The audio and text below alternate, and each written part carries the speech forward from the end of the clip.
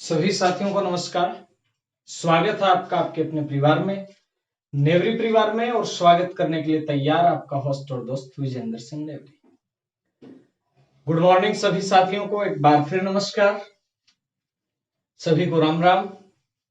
Video को share कर दो फटाफट से और करते हैं अपन आज की क्लास को शुरू बिना किसी देरी किए हुए। साथियों, अपनी पिछली क्लास रही वनस्पति की। अपन ने प्राकृतिक वनस्पति में पढ़ा, वनस्पति के प्रकार की चर्चा की। उसके बाद में अपन ने ये देखा वनमंडल कितने हैं, वनस्पति से संबंधित अपने जितने भी डाटा थे, फॉरेस्ट रिपोर्ट अपनी 2000 जो आपका 19 की थी, उसकी चर्चा की अपन ने। वन उत्पादों की अपन ने बात की, और वन उत्पादों के बाद में अपन ने एक एक वृक्ष वगैरह है उसको देखा, उसके वानस्पतिक नाम को देखा, उससे बनने वाले तमाम तरीके के अपन ने प्रश्न देखे। आज की क्लास अपनी रहेगी, इससे जुड़ा हुआ टॉपिक है वनों के साथ वन्य जीव।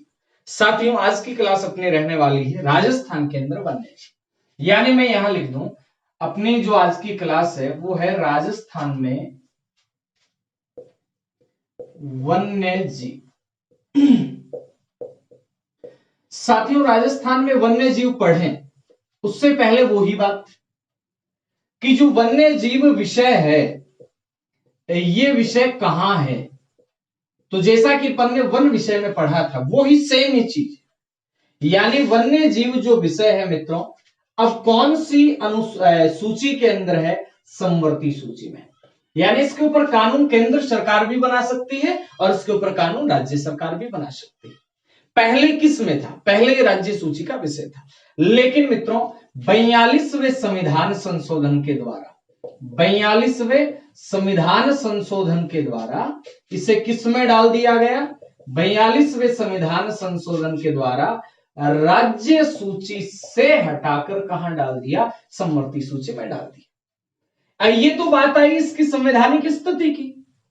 अब मित्रों पर बात करते हैं कि वन्य जीवों का संरक्षण, वन्य जीवों का संरक्षण करने के लिए क्या प्रयास किए जा रहे हैं। मित्रों गौर करें, अगर अपन प्राचीन भारत की बात करते हैं तो वन्य जीवों के संरक्षण के लिए प्राचीन भारत की अगर अपन बात करें तो प्राचीन भारत में जो मौर्य काल था, इस मौर्य काल के अंदर वन्य जीवों के संरक्षण की चर्चा की गई। और मौर्य काल में भी स्पेशल कौन? अशोक। यानी अशोक के समय वन्य जीवों का जो अपन कहें हत्या थी उसको निषिद्ध कर दिया गया था, पशु बलि वगैरह उनको रोक दिया गया था। तो याद रखेंगे, प्राचीन भारत के अंदर मौर्य काल के अंदर वन्य जीवों का संरक्षण। उसके बाद में अपना संविधान, अपने संविधान में भी वन्य जीवों के संरक्षण की चर्चा की गई। चाहे साथियों अपन भाग 4 की बात कर लें, भाग 4 के नीति निर्देशक तत्वों में सरकार का एक दायित्व दिया गया है कि सरकार है वो क्या करेगी? सरकार है वन्य जीवों की सुरक्षा के लिए अधिनियम बनाएगी, उसको प्रयास करने होंगे। ये राज्य का एक नीति निर्देशक तत्व है। उसके बाद में अब आप कमेंट करके बताइए कौन से अनुच्छेद में। उसके बाद में भाग 4A के अंदर या 4K के अंदर जो मौलिक कर्तव्य आते हैं साथियों, उन मौलिक कर्तव्यों में भी एक आम व्यक्ति का कर्तव्य बनता है, एक नागरिक का कर्तव्य बनता है कि वो भी क्या करे? वो भी वन्य जीवों के संरक्षण से संबंधित प्रयास करे। अब मित्रों ये तो बात होगी संविधान की। अब यहां बात करते हैं कि अपने राजस्थान में इन वन्य जीवों के संरक्षण के लिए सबसे पहले कानून बनाने वाली रियासत कौन सी थी? तो जैसा कि मैंने आपको बताया, सबसे पहले शिकार एक्ट कौन सी रियासत ने बनाया था? टोंक रियासत ने। यानी 1901 के अंदर राजस्थान में टोंक रियासत ने क्या किया? एक शिकार एक्ट बनाया। मित्रों गौर करें, ऐसे ही अपन चले स्वतंत्रता के बाद की स्थिति में, तो अपने राजस्थान सरकार ने एक 1951 में अधिनियम बनाया। यानी 1951 का जो अधिनियम है, ये पशु पक्षी वध रोक अधिनियम बनाया गया था। स्पेशल मोर वगैरह के लिए बनाया, लेकिन बाद में इसमें और पशु पक्षियों को जोड़ दिया गया। यहां तक भी कोई बड़ी उपलब्धि प्राप्त नहीं हुई। लेकिन अब 1951 के अधिनियम के बाद में साथियों 1955 के अंदर अपने राजस्थान के अंदर एक वन्य जीव बोर्ड का गठन किया जाता है। सीधा प्रश्न बन रहा है कि राजस्थान के अंदर वन्य जीव बोर्ड का गठन कब किया गया? तो मित्रों आपका उत्तर आएगा 1955 में किया गया। वन्य जीव बोर्ड का गठन कब किया गया? 1955 के अंदर किया गया। चलो अच्छी बात है। और ऐसे वन्य जीव बोर्ड का जैसे ही गठन किया जाता है उसके बाद में राजस्थान के अंदर 5-7 जो है वन्य जीव अभ्यारण्य वगैरह स्थापित भी कर दिए जाते हैं, लेकिन अभी भी बड़े स्तर पे काम नहीं हो रहा था। अब साथियों क्या होता है, 1972 में, ध्यान देंगे मैं क्या कह रहा हूं, 1972 में केंद्र सरकार ने, कौन सी सरकार ने, 1972 के अंदर केंद्र सरकार क्या करती है मित्रों, ध्यान देंगे, केंद्र सरकार एक अधिनियम बनाती है और अधिनियम का नाम क्या, वन्य जीव सुरक्षा अधिनियम। सीधा सीधा प्रश्न बन रहा है कि वन्य जीव सुरक्षा अधिनियम कब बना, तो अपना उत्तर आएगा मित्रों, वन्य जीव सुरक्षा अधिनियम है ये बनता है 1972 में।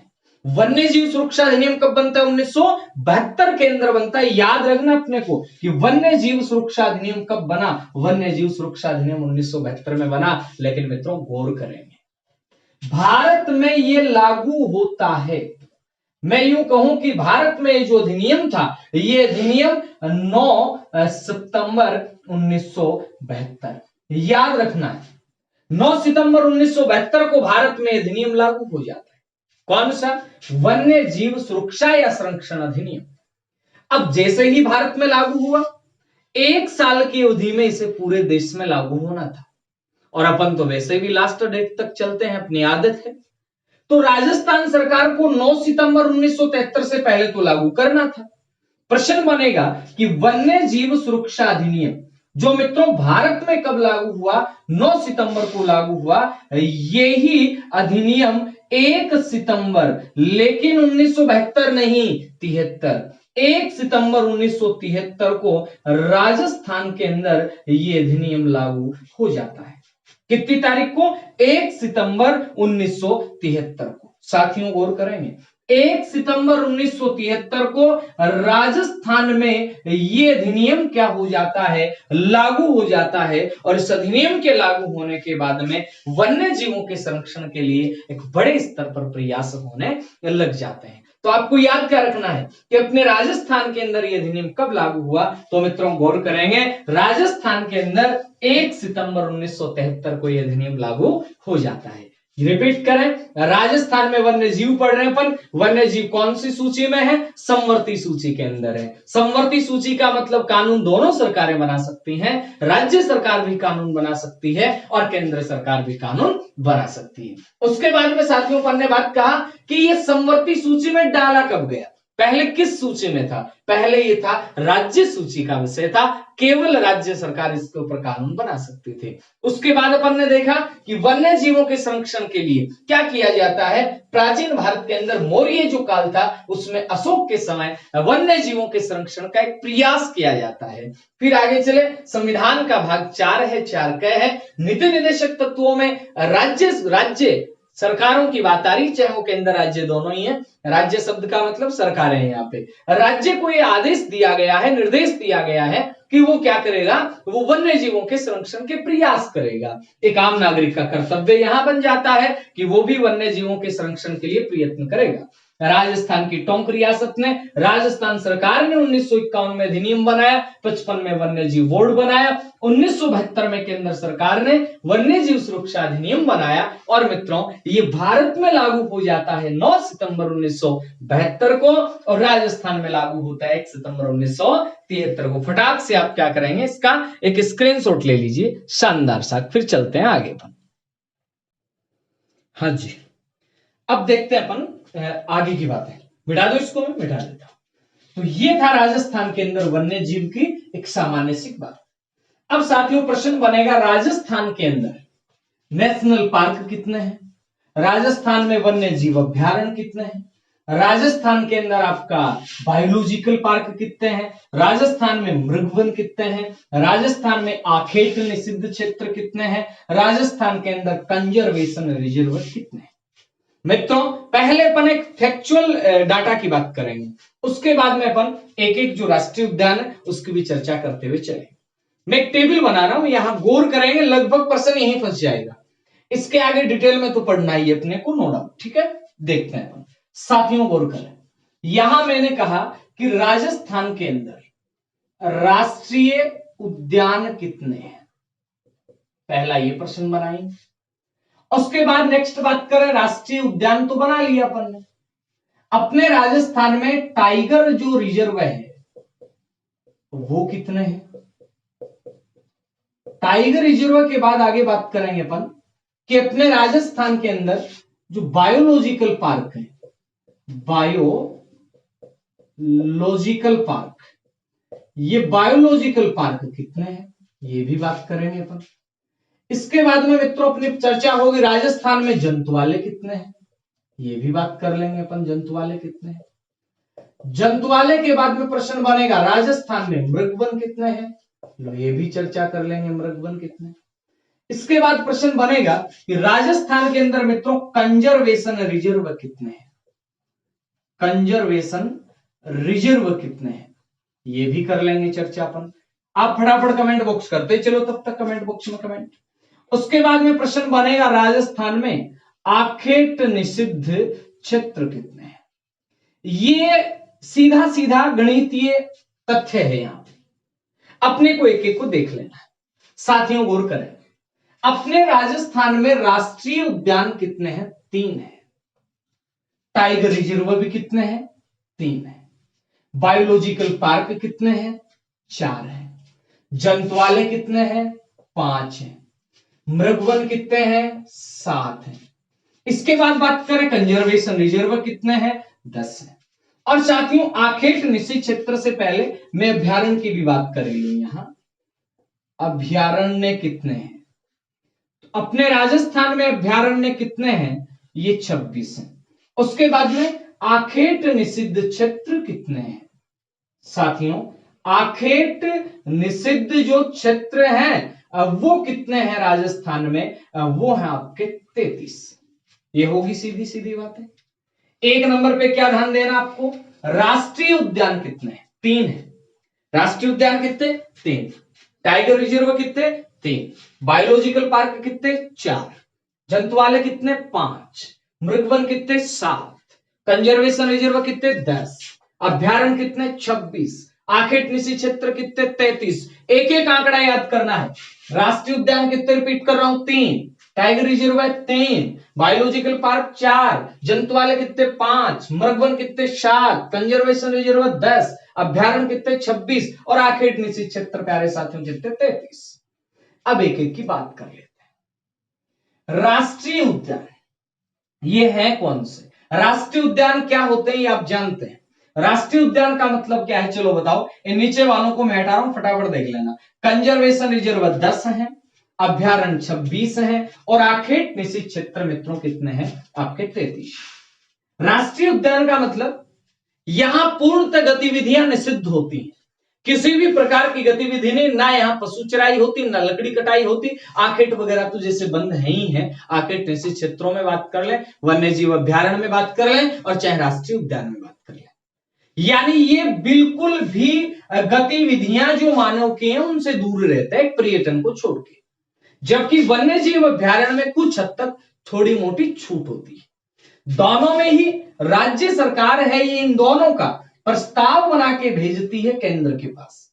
उसके बाद में केंद्र स्वीकृति दे देता है, तब वन्य जीव अभ्यारण्य भी बन जाता है और राष्ट्रीय उद्यान भी बन जाता है।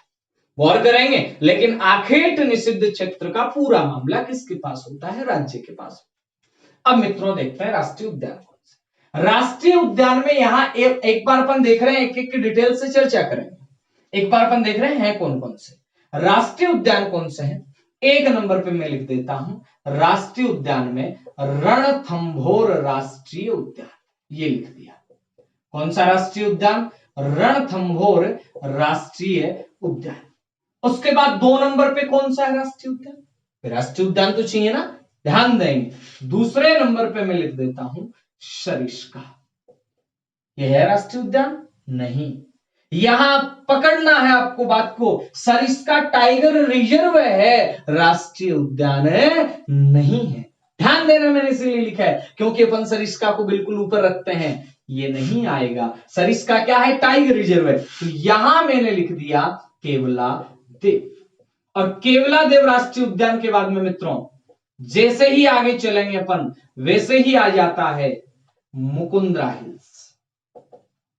अब एक बात गौर करनी है, ये तीन क्या देख रहे हैं, ये तीन राष्ट्रीय उद्यान नेशनल पार्क देख रहे हैं, ये ही तीन नेशनल पार्क हैं, क्या यही तीन टाइगर रिजर्व है? नहीं, टाइगर रिजर्व में नंबर 1 रणथंभौर सीधा आ गया, ये का यही है। नंबर 3 में यहां लिख दूं मुकुंदरा हिल्स आ गया, सेम का सेम ही।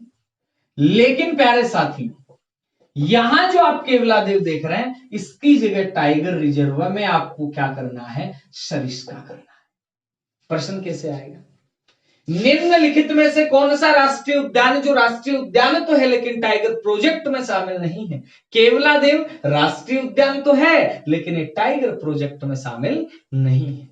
इधर tiger project, Sariska tiger project तो है लेकिन ये राष्ट्रीय उद्यान में शामिल नहीं। इसके बाद में मित्रों बायोलॉजिकल पार्क है।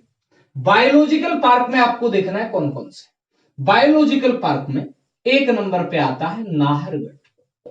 कहां पे है जी नाहरगढ़? जयपुर में। उसके बाद जैसे ही आगे चले दूसरे नंबर पे कौन सा आ जाता है? दूसरे नंबर पे मित्रों आता सज्जनगढ़। ये कहां पर है? उदयपुर में। तीसरे नंबर पे कौन सा आता है मित्रों? माचिया। ये कहां पे है? जोधपुर के अंदर। और चौथे नंबर पे मित्रों आ जाता है आपका कौन सा? अभेड़ा जैविक उद्यान। अभेड़ा जैविक उद्यान ये कहां पे? कोटा है। बायोलॉजिकल पार्क कितने हैं राजस्थान में? 4 है। और सबसे ज्यादा प्रश्न इससे पूछे जा सकते हैं, राजस्थान का पहला बायोलॉजिकल पार्क, भारत का दूसरा बायोलॉजिकल पार्क है यहां पे, लेकिन राजस्थान का पहला बायोलॉजिकल पार्क कौन सा? नाहरगढ़ जयपुर में। राजस्थान का पहला बायोलॉजिकल पार्क कहां पे? नाहरगढ़ जयपुर में। दूसरा सज्जनगढ़ उदयपुर में। तीसरा माचिया जोधपुर में। और चौथा कहां पे? अभेड़ा कोटा के। चलो ठीक बात है। उसके बाद जंतुआलय। जंतुआलय कितने हैं राजस्थान में? 5।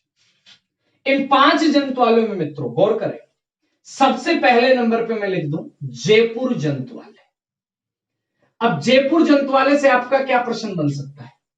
एक प्रश्न बन सकता है, स्पेशल प्रश्न है कि स्थापित कब किया गया? 1876 में। और ये स्थापित किया गया, इसका जो नाम था जिस जगह, वो है रामनिवास बाग। कौन सा बाग? रामनिवास बाग। बस इतनी बात याद रखनी। राजस्थान का सबसे पुराना जंतुआलय कौन सा है?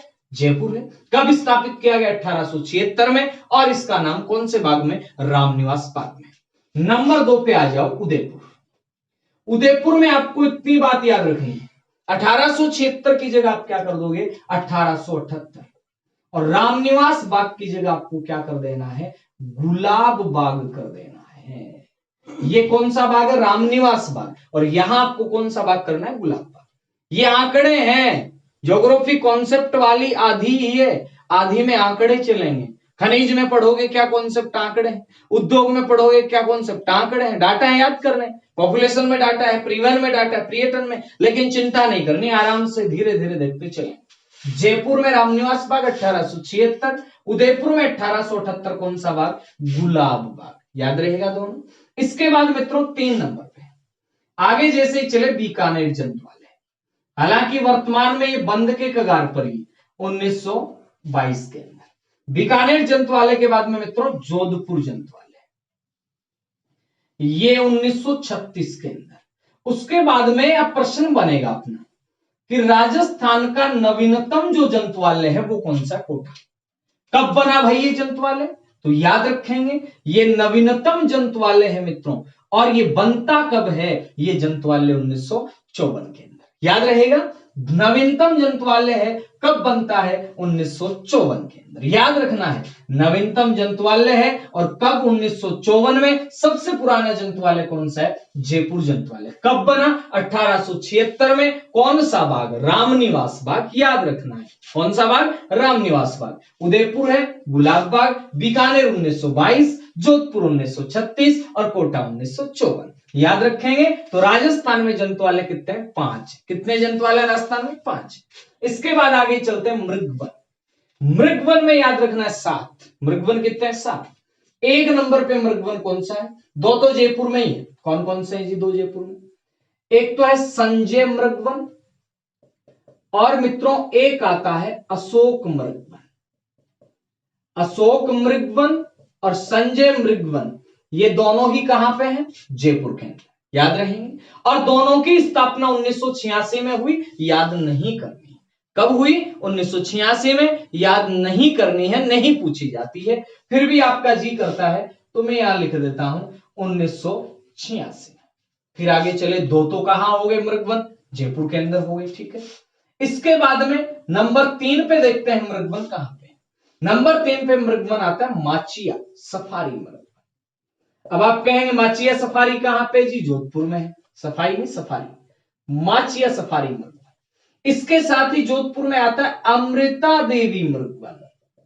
और याद रखना है मित्रों, अमृता देवी मृगवन है ये नवीन मृगवन, 1994 के अंदर इसे स्थापित किया गया था विधिवत रूप से। इसके बाद जैसे ही आगे चलते हैं, और मृगवन कहां पे? पुष्कर मृगवन। कहां है भाई? पुष्कर मृगवन। और पुष्कर मृगवन के बाद में एक आता है चित्तौड़ मृगवन।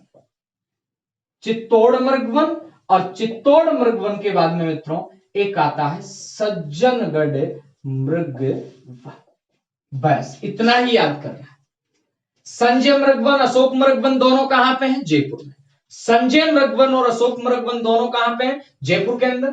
माचिया सफारी और अमृता देवी दोनों कहां पे हैं? ये जोधपुर में। पुष्कर मृगवन कहां पे है? ये आपका अजमेर के अंदर। चित्तौड़ मृगवन कहां पे है? चित्तौड़गढ़ के अंदर। सज्जनगढ़ मृगवन कहां पे? आपका उदयपुर के अंदर। तो याद रखें, देखें, ध्यान दें बोर्ड की तरफ। राष्ट्रीय उद्यान, राष्ट्रीय उद्यान में रणथंभौर राष्ट्रीय उद्यान, केवलादेव, मुकुंदरा, डिटेल से पढ़ेंगे अभी जस्ट इसी के आगे।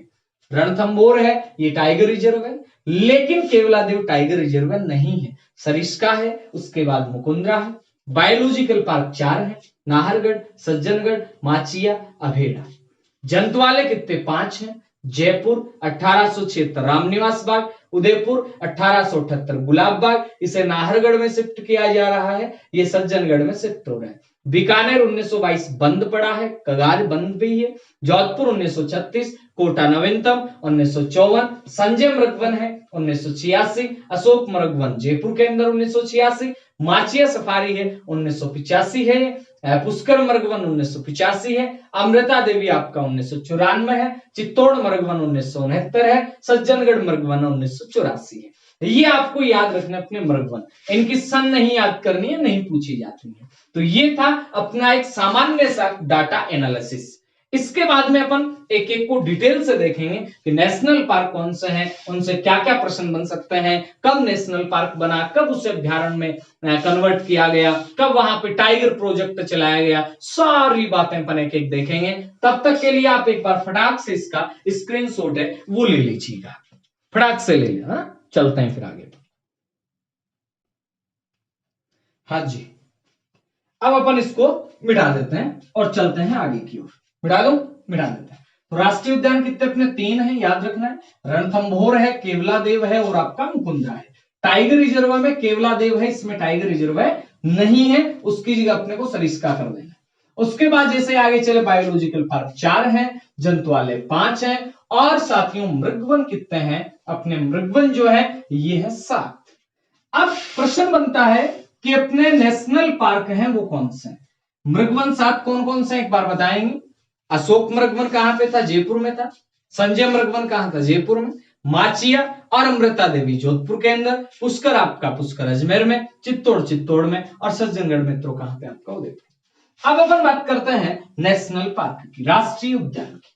और मित्रों अपन जो राष्ट्रीय उद्यान देखें, इन राष्ट्रीय उद्यान में 1 नंबर पे जो राष्ट्रीय उद्यान आता है वो आता है कौन सा? रणथंभौर। यहां अपन चर्चा शुरू कर देते हैं कहां से? रणथंभौर जो राष्ट्रीय उद्यान है वहां से। रणथंभौर से क्या क्या प्रश्न बन सकते हैं? पहली बात, इसकी स्थापना कब की गई? यानी रणथंभौर जो है, इस रणथंभौर की स्थापना कब की जाती है मित्रों? तो याद रखेंगे रणथंभौर की स्थापना 1955 में की जाती है। यानी 1955 में ये क्या था? 1955 में ये अपने आप के अंदर एक अभ्यारण्य था। 1955 में क्या था? अभ्यारण्य था। लेकिन साथियों अब प्रश्न बना कि ये है कहां पे, ये भी साथ देख लेते हैं ताकि कंफ्यूज नहीं होंगे। ये है सवाई माधोपुर में। रणथंभौर कहां पे है भाई? सवाई माधोपुर में, ठीक है। स्थापना अभ्यारण्य के रूप में कब की जाती है? 1955 में, ठीक है। उसके बाद में 1973 में टाइगर प्रोजेक्ट शुरू किया जाता है। टाइगर प्रोजेक्ट पूरे के पूरे भारत में। और जब टाइगर प्रोजेक्ट शुरू किया जाता है, बाघ परियोजना शुरू की जाती है, तो राजस्थान से कौन से अभ्यारण्य को चुना जाता है? रणथंभौर। याद रखेंगे, राजस्थान की प्रथम बाघ परियोजना, राजस्थान की प्रथम बाघ परियोजना। और कम क्षेत्र में बहुत सारे बाघ हैं, कम क्षेत्र में बहुत सारे बाघ हैं, इसलिए इसे कहा जाता है भारतीय बाघों का घर। सीधा सीधा प्रश्न बनेगा कि भारतीय बाघों का घर किसे कहा जाता है? तो मित्रों याद रखना, भारतीय बाघों का घर है, ये कहा जाता है रणथंभौर। भारतीय बाघों का घर किसे कहा जाता है? रणथंभौर को कहा जाता है। इसके बाद आप कहेंगे और क्या हुआ खास? और ध्यान दें, 1973 में टाइगर प्रोजेक्ट भारत में शुरू हुआ और 1974 के अंदर, 1974 में ये राजस्थान के अंदर भी शुरू हो गए। तो याद रखेंगे, राजस्थान में बाघ परियोजना के रूप में पहली जो बाघ परियोजना थी, ये इसके लिए किसे चुना जाता है? रणथंभौर को चुना जाता है। ठीक बात है। इसके बाद आगे उठ के, क्या ये नेशनल पार्क नहीं बना है? अभी तक नहीं बना है। ध्यान दें, 55 में क्या बना? अभ्यारण्य बना। 73 में क्या हुआ? भारत में टाइगर प्रोजेक्ट। 74 में कहां पे? राजस्थान में। छोटा सा लेकिन बाघ बहुत ज्यादा है, इसलिए इसे भारतीय बाघों का क्या कहा जाता है? घर कहा जाता है। अब साथियों गौर करें, 1 नवंबर, कितने नवंबर? 1 नवंबर 1980, काफी महत्वपूर्ण है। 1 नवंबर 1980 राष्ट्रीय उद्यान का दर्जा दिया जाता है। कितनी तारीख को? 1 नवंबर 1980 को राष्ट्रीय उद्यान का दर्जा दिया जाता है। किसे दिया जाता है राष्ट्रीय उद्यान का दर्जा? तो रणथंभौर को। पहले क्या था? अभ्यारण्य था, फिर टाइगर प्रोजेक्ट में शामिल किया और उसके बाद में से क्या? राष्ट्रीय उद्यान का दर्जा दे दिया जाता है। आप कहेंगे टाइगर के लिए इतना प्रसिद्ध है? जी हां, बिल्कुल प्रसिद्ध है।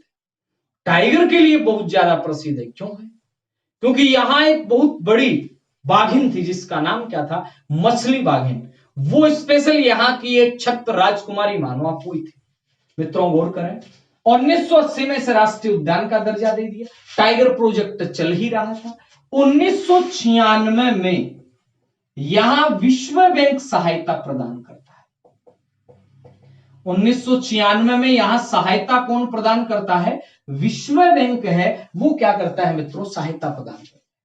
किस काम के लिए करता है? इंडिया इको डेवलपमेंट, यानी विश्व बैंक के सहयोग से अपन यूं कह दें, इंडिया इको डेवलपमेंट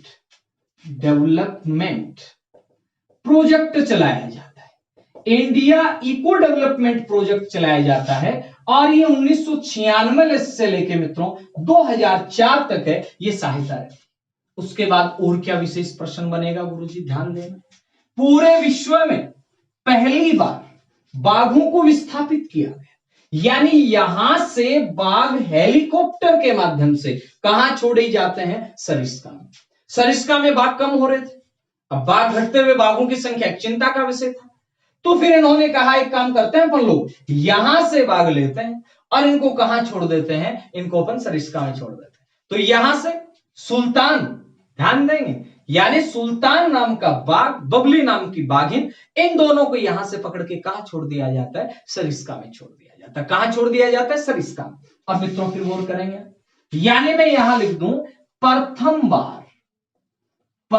बार बाघ विस्थापन, यानी बाघों का यहां से विस्थापन, बाघ विस्थापन किया जाता है। आप कहेंगे कहां किया जाता है? तो साथियों गौर करना, यहां से बाघों को कहां विस्थापित किया जाता है? ये 2008 की बात थी। और यहां से बाघ कहां विस्थापित किए जाते हैं? सरिस्का में। बाघ का नाम क्या था? सुल्तान। और बाघिन का नाम क्या था? बबली, ताकि वहां भी जो बाघों का कुंबा है वो बढ़ सके। अब फिर प्रश्न बनेंगे, इस रणथंभौर की जो स्पेशल बाघिन थी वो कौन सी थी? मित्रों गौर करेंगे, यहां की जो स्पेशल बाघिन थी वो थी मछली। आप कहेंगे मछली? जी हां, मछली, जिसे लाइफ टाइम अचीवमेंट पुरस्कार दिया गया, जिसे कहा जाता था लेडी ऑफ द लेक्स, जिसे कहा जाता था टाइग्रेस क्वीन ऑफ रणथंभौर। क्या कहा जाता था? टाइग्रेस क्वीन ऑफ रणथंभौर, जिसे कहा जाता था क्वीन मदर ऑफ टाइगर्स। ध्यान देंगे मैंने क्या कहा? मछली बाघिन, जिसे रणथंभौर की रानी कहा जाता था, जिसे कहा जाता था लेडी ऑफ द लेक्स। क्या कहा जाता था? लेडी ऑफ द लेक्स, जिसे कहा जाता था क्वीन मदर ऑफ टाइगर्स। क्या? क्वीन मदर ऑफ टाइगर्स, वो मछली बाघिन। अब मछली बाघिन इतनी ज्यादा प्रसिद्ध, जी हां, लगभग 20 साल तक जिंदा रही। 1996 से लेके और 2016 तक मछली बाघिन का कब्जा रहा। मछली नाम क्यों पड़ा? बताते हैं कि इसकी जो मां थी उसके चेहरे पे कुछ मछली वगैरह के निशान थे, इसलिए इसका नाम क्या पड़ा? मछली पड़ा। और ये अपने राजस्थान सरकार को रेवेन्यू देने के मामले में बड़ी, अपन कहें कि आज तक जितने भी टाइगर हुए हैं, चाहे बाघ बाघिन जो भी, उनमें एक नंबर पे आती है।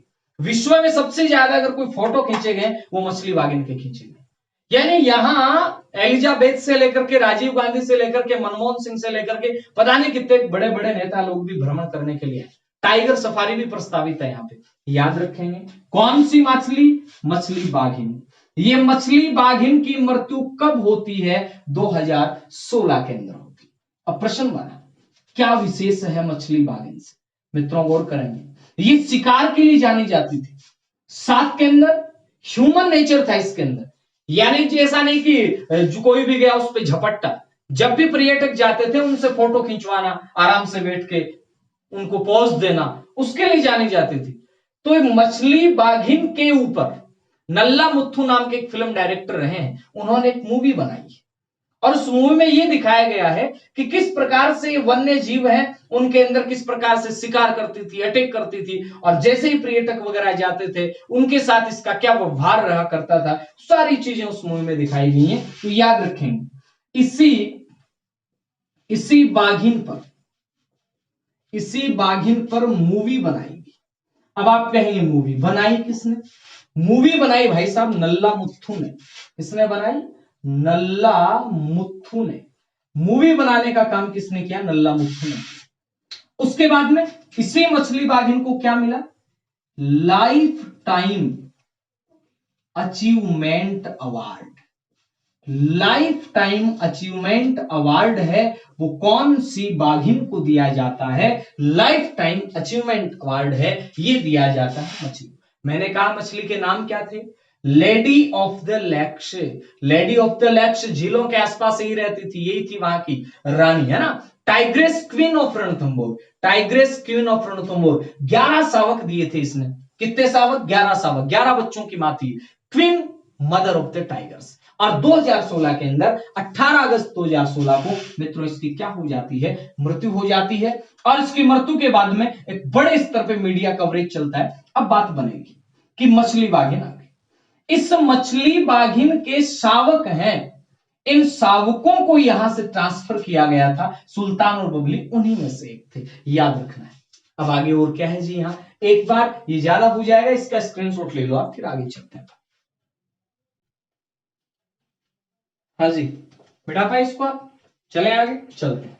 तो देखो साथियों, रणथंभौर राष्ट्रीय उद्यान है, इसमें याद रखना है स्थापना हुई 1955 में अभ्यारण्य के रूप में। राजस्थान का पहला बाघ प्रोजेक्ट है, इसे भारतीय बाघों का घर कहा जाता है। विश्व बैंक की सहायता से इको डेवलपमेंट परियोजना, यहां से पहली बार बाघों को क्या किया जाता है? विस्थापित किया जाता है। अब बाघों की संख्या जब कम हो रही थी, बाघों की संख्या क्या हो रही थी?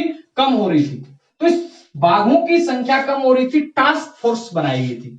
वीपी सिंह की अध्यक्षता में भी बनाई गई थी, उसके बाद में सुनीता नारायण की अध्यक्षता में भी बनाई गई थी, मल्होत्रा साहब की अध्यक्षता में भी बनाई गई थी, ताकि इनका पता लगाया जा सके। अब प्रश्न बना, यहाँ क्या बाघ देखने आते थे लोग? और भी कुछ है क्या? है यहां झील या अपन कहें तालाब भी है। कौन कौन से है जी? राजबाग तालाब, उसके बाद में पदम तालाब, उसके बाद में गिराई सागर, याद रखेंगे, राजबाग तालाब, पदम तालाब, गिराई सागर, मलिक तालाब, मलिक तालाब, ये कहां के तालाब हैं? ये हैं इसी। और कोई विशेष पर्यटक स्थल है क्या? बिल्कुल है। यहाँ पे पर्यटक स्थल की अगर मित्रों बात करते हैं तो यहां के पर्यटक स्थलों में एक तो रणथंभौर का किला, ये आप जानते हैं, रणथंभौर का किला। अब रणथंभौर के किले के साथ और क्या है? यहाँ पे यहां है त्रिनेत्र गणेश जी का मंदिर। लो मैं लिख देता हूं, त्रिनेत्र गणेश जी का मंदिर। कहां है त्रिनेत्र गणेश जी का मंदिर? इसी रणथंभौर के अंदर। और यहां पे क्या है जी? यहां पे जोगी महल है। क्या है? जोगी महल। और यहां क्या है जी? कुक्कर घाटी है। और क्या है जी? यहाँ कुक्कर छतरी है। ठीक है, याद रखेंगे, कुकरा छतरी, कुकरा घाटी, ये कहां पे? ये यहां और विशेष क्या है? यहां और विशेष काले गरुड़ पाए जाते हैं, काले गरुड़। ठीक है, जो जटायु था ना रामायण के अंदर, वैसे यहां पर काले गरुड़ पाए जाते हैं। यहीं पे विभिन्न प्रकार के सारस पाए जाते हैं, विभिन्न प्रकार के सारस भी यहां पाए जाते हैं। तो ये आपको याद रखना है। झिलिया तालाब में राजबाग तालाब, पदम तालाब, गिराई सागर, मलिक तालाब, ये यहाँ पे क्या है? तालाब। एक मानसरोवर तालाब भी हो रहा है ना, मानसरोवर तालाब। पर्यटक स्थलों में याद रखेंगे रणथंभौर का किला, त्रिनेत्र गणेश जी का मंदिर है, जोगी महल है, कुकर घाटी है, कुकर छतरी है। ये यहाँ की छोटी छोटी सी बातें थी, तो अपने को याद रखना है ये सारी की सारी बातें। टाइगर क्वीन मछली की बातें मैंने आपको बताई दी। अब चलते हैं अपन नेक्स्ट नेशनल पार्क की ओर। फटाक से इसका भी आप एक स्क्रीनशॉट ले लीजिए। हाँ जी, तो ये हो गया जी अपना कौन सा? ये हो गया अपना 1 नंबर पे रणथंभौर। अब मित्रों रणथंभौर के बाद में अपन सेकंड नंबर पे चर्चा करते हैं कौन से राष्ट्रीय उद्यान की। महत्वपूर्ण प्रश्न एग्जाम पॉइंट ऑफ व्यू से अपन सारी चीजें कवर कर लेंगे, एक भी चीज नहीं छोड़ने वाला हूं मैं। अब बात करते हैं अपन सेकंड नंबर पे जो राष्ट्रीय उद्यान है वो आपका आता है मित्रों केवलादेव। क्या क्या प्रश्न बना सकते हैं केवलादेव से? पहली बात तो केवलादेव है कहां पे, तो ध्यान दें साथियों, केवलादेव भरतपुर के अंदर है। चलो ठीक है, मान गए। इसे ही कहते हैं घाना पक्षी अभ्यारण। मैं लिख देता हूं, इसे क्या कहते हैं? घाना पक्षी अभ्यारण। और पक्षियों से जितने भी प्रश्न बने लगभग प्रश्न यहीं से बने। जैसे मैंने कहा पक्षियों की शरण स्थली कौन सा है? केवलादेव। पक्षियों का स्वर्ग कौन सा है? केवलादेव। पक्षियों का बसेरा कौन सा है? केवलादेव। यानी पक्षी से संबंधित जो भी बन रहा है, पक्षियों का स्वर्ग कह दो, पक्षियों की शरण स्थली कह दो, प्रवासी पक्षियों का बसेरा कह दो, वो सारा का सारा किधर बन रहा है? सारा का सारा बन रहा है आपका केवलादेव। ध्यान देंगे थोड़ा सा नीचे नीचे करें, टेक्निकल टीम से मेरा निवेदन है थोड़ा सा। हाँ, तो पक्षियों की शरण स्थली, पक्षियों का स्वर्ग, पक्षियों का बसेरा, ये कहां पे है? ये आपका केवलादेव। अब प्रश्न बना इसकी स्थापना कब की गई? मित्रों गौर करेंगे, ध्यान देंगे, इसकी स्थापना की जाती है 1956 के अंदर।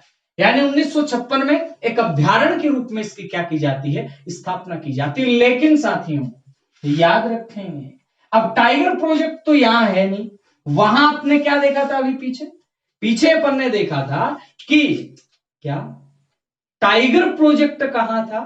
टाइगर प्रोजेक्ट था रणथंभौर में। वहां टाइगर प्रोजेक्ट भी था, राष्ट्रीय उद्यान भी था। यहां एक ही बात याद रखनी है, स्थापना कब की जाती है? 1956 में। और यहां पे राष्ट्रीय उद्यान का दर्जा कब दे दिया जाता है? तो मित्रों गौर करेंगे, राष्ट्रीय उद्यान का दर्जा दिया जाता है 1981 के अंदर। राष्ट्रीय उद्यान का दर्जा कब दिया गया? 1981। अब मैं एक बात और बोलूंगा, 1981 में राष्ट्रीय उद्यान का दर्जा दिया जाता है, लेकिन 1985 में विश्व प्राकृतिक धरोहर सूची में शामिल कर लिया जाता है। प्रश्न सीधा सीधा बनाऊंगा मैं यहां से कि विश्व प्राकृतिक धरोहर सूची में शामिल कब किया जाता है? 1985 में। विश्व प्राकृतिक धरोहर सूची में शामिल कब किया जाता है? 1985। फिर प्रश्न बनेगा 1980 में। यहां एक विशेष प्रश्न, राजस्थान की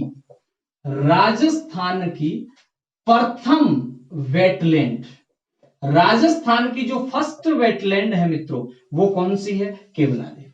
अभी अपन ने पीछे चर्चा की थी, राजस्थान में वेटलैंड कितने हैं? राजस्थान में वेटलैंड 2 हैं, और राजस्थान की पहली वेटलैंड है, ये कौन सी है? तो साथियों गौर करेंगे, राजस्थान की पहली जो वेटलैंड है वो आपका केवलादेव। वेटलैंड है कितने? 2 हैं, एक केवलादेव में, एक सांभर में, लेकिन पहली वेटलैंड कौन सी है? केवलादेव। चलो ठीक बात है। इसके बाद और क्या प्रश्न बनता है यहां से मित्रों? गौर करेंगे, यहां पर राज्य की प्रथम पक्षी प्रयोगशाला, यानी पक्षियों का, मैंने भी कहा पक्षियों की अगर बात आ जाएगी तो वहां आपको सीधा क्या करना है? राष्ट्रीय उद्यान आपका केवलादेव। राज्य की पहली पक्षी प्रयोगशाला, यहां यूं भी आ सकता है वन्य जीव प्रयोगशाला, ये कहां पर पाई जाती है? केवलादेव। ठीक बात है जी। और स्पेशल क्या प्रश्न बनेगा यहां?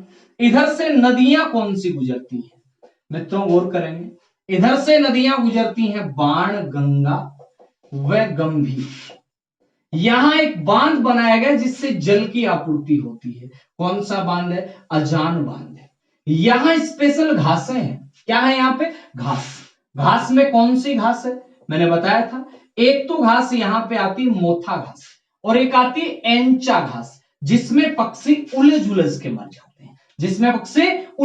मर जाते हैं, और एक यहां पे घास आती है मित्रों कुट्टू घास, साइबेरियन सारस की पसंदीदा घास। साइबेरियन सारस की पसंदीदा घास कौन सी है? कुट्टू घास। अब साइबेरियन सारस की बात आ गई तो मैं यहां लिख देता हूं, साइबेरियन सारस के साथ साथ अन्य प्रवासी पक्षी भी आते हैं, यानी साइबेरिया के साथ साथ यूरोप से, चाइना से, इधर अफगानिस्तान से, अफ्रीकी क्षेत्र से भी यहां पक्षी आते हैं। और ये जो पक्षी हैं ये स्पेशल यहां अपने प्रजनन के लिए आते हैं। तो प्रश्न बना, पक्षियों की शरण स्थली केवलादेव, पक्षियों का स्वर्ग है केवलादेव, पक्षियों का बसेरा है केवलादेव। अब मैं यहां लिख दूं पक्षियों की प्रजनन स्थली, तो भी मित्रों आपका उत्तर क्या आएगा? पक्षियों की जो प्रजनन स्थली है वो भी कौन सी है? केवलादेव। पक्षियों की प्रजनन स्थली केवलादेव। क्यों है केवलादेव? केवलादेव इसीलिए है ना क्योंकि यहां पे पक्षी आते हैं, शीतकाल में आते हैं स्पेशल। कौन से काल में? शीतकाल में। यानी मैं यहां लिख दूं ये अक्टूबर नवंबर में तो आते हैं, ठीक है, और उसके बाद में फरवरी से लेके और मार्च तक ये यहीं रहते हैं। फरवरी से मार्च तक है लगभग चले जाते हैं, यानी अक्टूबर नवंबर में इनका आगमन होता है और फरवरी से मार्च की ओर ये चले जाते हैं। और विशेष क्या प्रश्न है? यहां एक पाइथन पॉइंट नाम की जगह है, पाइथन पॉइंट नाम की जगह है, और इस पाइथन पॉइंट नाम की जगह पे मित्रों क्या है? अजगर देखने को मिलता है। क्या देखने को मिलता है? अजगर देखने को मिलता है। कौन सी जगह पर? पाइथन पॉइंट नाम की जगह। इसके अलावा यहां क्या पाए जाते हैं? यहां पाए जाते हैं चकवा चकवी और लाल गर्दन का तोता। चकवा चकवी और लाल गर्दन का तोता यहां पाए जाते हैं। याद रखेंगे क्या पाया जाता है यहां पे? चकवा चकवी और लाल गर्दन का तोता यहां पे पाया जाता है। कहां की बात कर रहे हैं अपन बात कर रहे हैं केवलादेव की। अब केवलादेव में पक्षियों की इतनी सारी बातें हैं, और विशेष क्या है? बिल्कुल विशेष है क्या कि केवलादेव की स्थिति कहां पे? भरतपुर में तो देख लिए अपन ने, लेकिन इधर से देखो दिल्ली दिखाई दे रहा है क्या? देखना जरा एक मिनट, दिखाई दे रहा है। ये देखो एक तो है दिल्ली, दिल्ली के बाद में इधर आता आगरा, आगरा के बाद में आता जयपुर। ये क्या बन गया? ये बन गया जी गोल्डन ट्राइंगल, स्वर्णिम त्रिकोण। साथ ही में एक स्वर्णिम चतुर्भुज भी बनेगा। दिल्ली, मुंबई, चेन्नई, कोलकाता, वापस से दिल्ली। वो परिवहन में आता है, ये पर्यटन में आता है गोल्डन ट्राइंगल। कौन सा ट्राइंगल? Golden triangle. यानी मैं कह दूं स्वर्णिम त्रिकोण। और स्वर्णिम त्रिकोण पे स्थिति किसकी? अपने से बैरन की। ये कौन सा है? दिल्ली, दिल्ली के बाद में ये कौन सा है? आगरा। आगरे के बाद में ये कौन सा है? जयपुर। और इस आगरा जयपुर जब आते हैं तो भरतपुर में किसकी स्थिति है? अपने इसकी। तो प्रश्न बना कि गोल्डन ट्रायंगल पे कौन सा है ये, और यहां अगर एनएच पूछ लेना आपसे तो एनएच कौन सा आ जाएगा? 11 आ जाएगा। एनएच कौन सा आ जाएगा? 11। अब यहां और विशेष क्या प्रश्न है? इस पूरे पक्षियों के काम के लिए ये भी अपन ने कहा कि प्राकृतिक धरोहर सूची में शामिल कर लिया, तो भाई साहब प्रयास किसने किया था? तो राजस्थान के अंदर एक बर्डमैन के नाम से एक व्यक्ति को जाना जाता है।